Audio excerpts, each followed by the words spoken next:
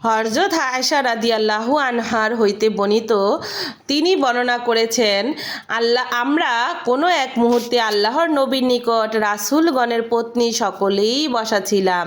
এমনই সময় দেখতে পেলাম হঠাৎ করে নবীর দুলালি হযরত মা ফাতেমা রাদিয়াল্লাহু আনহা প্রিয় নবী সাল্লাল্লাহু আলাইহি সাল্লামের মতো হেঁটে হেঁটে হাজির হলেন। আল্লাহর নবী সাল্লাল্লাহু আলাইহি সাল্লাম তার আদরের দুলালি কলিজার টুকরা হযরত মা ফাতেমা রাদিয়াল্লাহু আনহাকে দেখা মাত্রই মনের খুশিতে মারহাবা মারহাবা বলে তার ডান ও বাম পাশে বসালেন। শুধু বসালেনই না, তার কানে কানে কি যেন বললেন। তারপরেই নবী কন্যা হযরত মা ফাতেমা রাদিয়াল্লাহু আনহা কেঁদে দিলেন।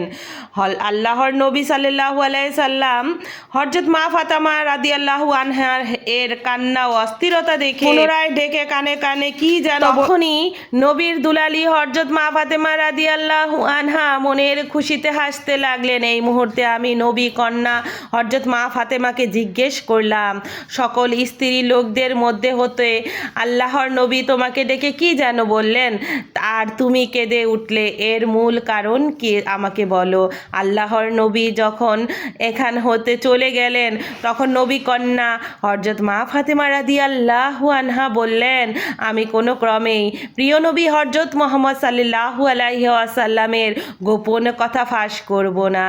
হযরত মুহাম্মদ সাল্লাল্লাহু আলাইহি সাল্লামের ইহদাম ত্যাগের পরে আমি নবী কন্যা হযরত মা ফাতেমা রাদিয়াল্লাহু আনহাকে জিজ্ঞাসা করলাম, তোমার কাছে অধিকার নিয়ে জিজ্ঞাসা করছি, আশা করি অধিকারের যথাযথ মর্যাদা তুমি দিবে। আল্লাহর নবী তোমার কানে কানে গোপনে যা বলেছিলেন তা আমাকে অবশ্যই জানাবে। উম্মুল মুমিনিন হযরত আয়েশা রাদিয়াল্লাহু আনহার এর প্রশ্নের জবাবে বললেন, হ্যাঁ, এখন বলা যেতে পারে। নবী কন্যা মা ফাতেমা বললেন, প্রিয় নবী সাল্লাল্লাহু আলাইহি ওয়াসাল্লাম আমার কানে কানে বলেছিলেন, হযরত জিবরাইল ফেরেশতা প্রতি বছর নাজিলকৃত মহাগ্রন্থে আল কোরআনের অংশটুকু একবার পাঠ করেন, কিন্তু এইবার 2 বার পাঠ করেছেন। তাই আমার মনে হচ্ছে যে আমার মৃত্যুর সময় খুবই নিকটে। বিধায় হে মা ফাতেমা, তুমি সর্বক্ষেত্রে বিশ্বজাহানের মালিক আল্লাহ তাআলাকে ভয় করবে এবং ধৈর্য ধারণ করবে। মনে রাখবে, তোমার জন্য আমিই হলাম উত্তম আদর্শ। বিধায় জীবনের প্রতিটি ক্ষেত্রেই আমাকেই তুমি আদর্শ হিসেবে গ্রহণ করবে। প্রথমবারের আল্লাহর নবীর পবিত্র মুখে এহেন কথা শ্রবণ করেই আমি কেঁদে দেই। আর আমার অস্থিরতা এবং ক্রন্দন দেখে প্রিয় নবী সাল্লাল্লাহু আলাইহি ওয়াসাল্লাম আমাকে পূর্বের ন্যায় কানে কানে বললেন, হে মা ফাতেমা, তুমি একমাত্র আহলে বাইতের মধ্যে হতে সর্বপ্রথম আমার সাথে মিলিত হবে এবং